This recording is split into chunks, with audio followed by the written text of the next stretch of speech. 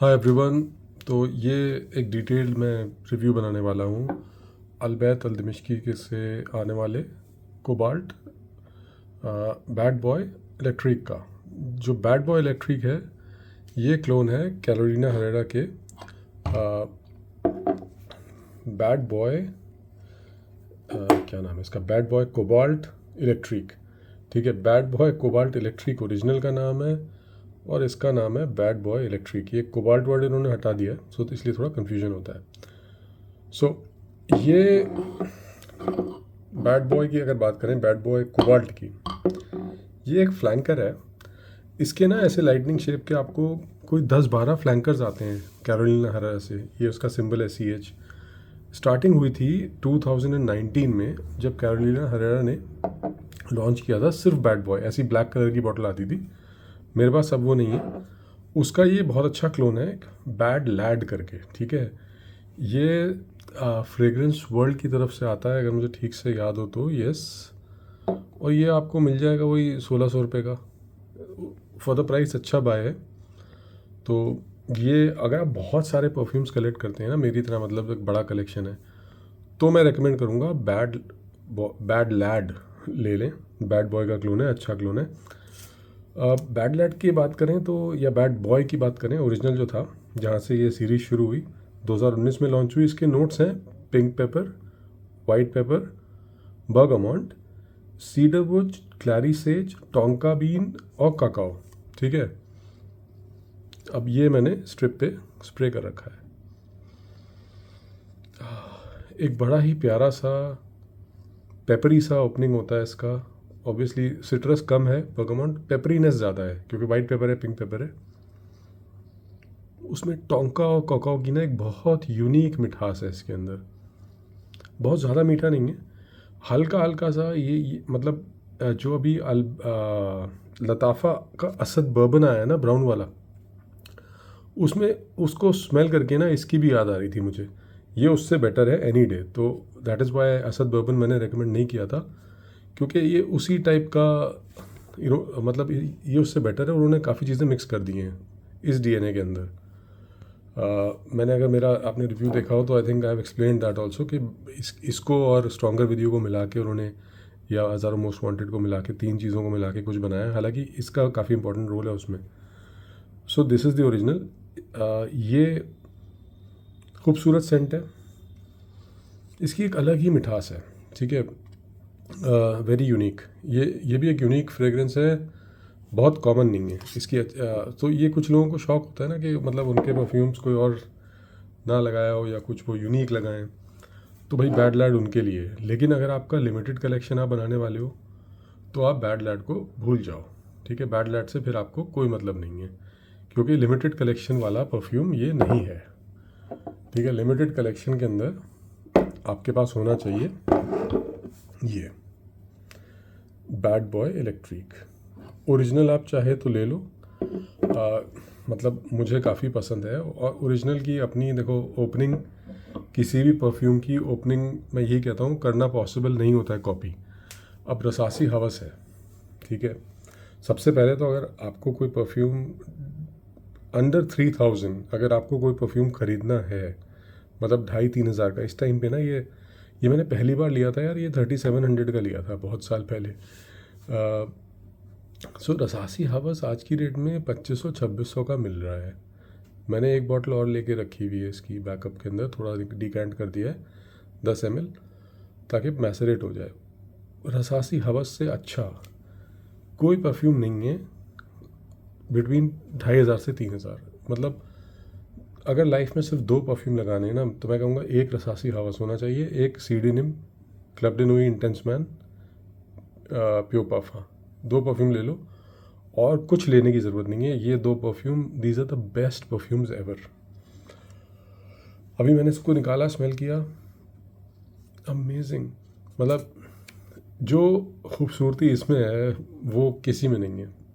Reason इस निकाला किस लिए था, मैं इन दोनों की ना स्वीटनेस कंपेयर करना चाह रहा था। एक बार मुझे ऐसा लगा कि ऐसा तो नहीं है हवस के DNA को उन्होंने ट्विस्ट किया है, लेकिन नहीं, इसका अपना यूनिक DNA है। हवस के अंदर बहुत एक्वाटिक नोट्स हैं, मरीन नोट्स हैं, हवस अलग ही चीज़ है।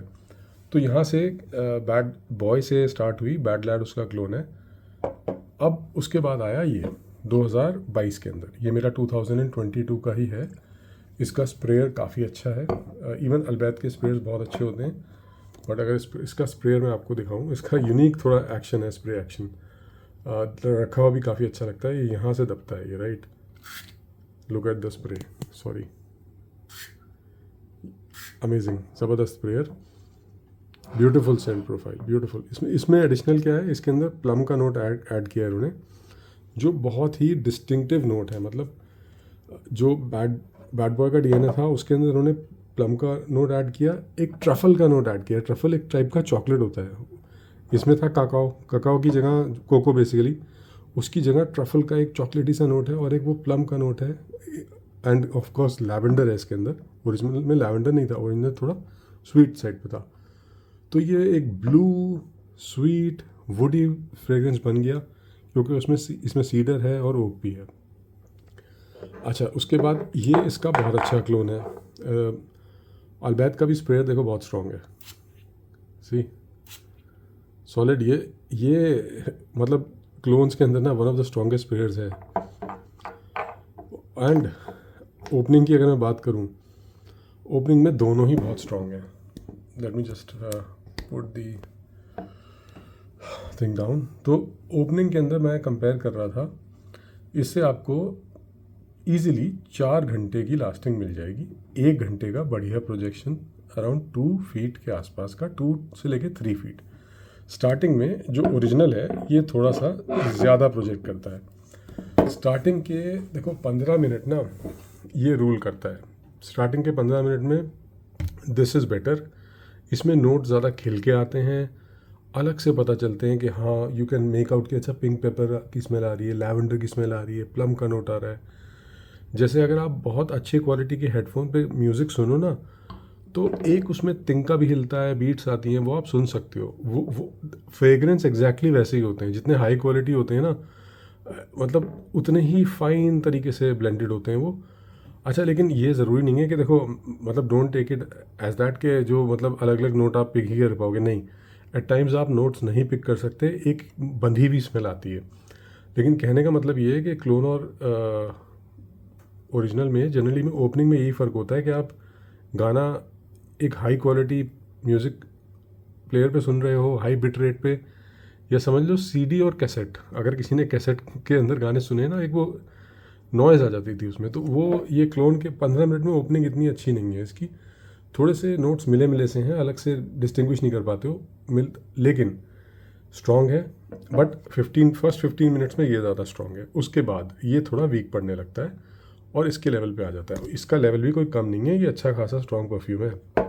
सो फिर इनकी प्रोजेक्शन मतलब ईजिली आप खुद एक अच्छा सा बबल आपके अराउंड बनाता है, और अराउंड 2 फीट की प्रोजेक्शन करता है। ये अबव एवरेज परफॉर्मर है, मैं ये नहीं कहूँगा बीस्ट मोड है, नहीं, अबव एवरेज परफॉर्मर है।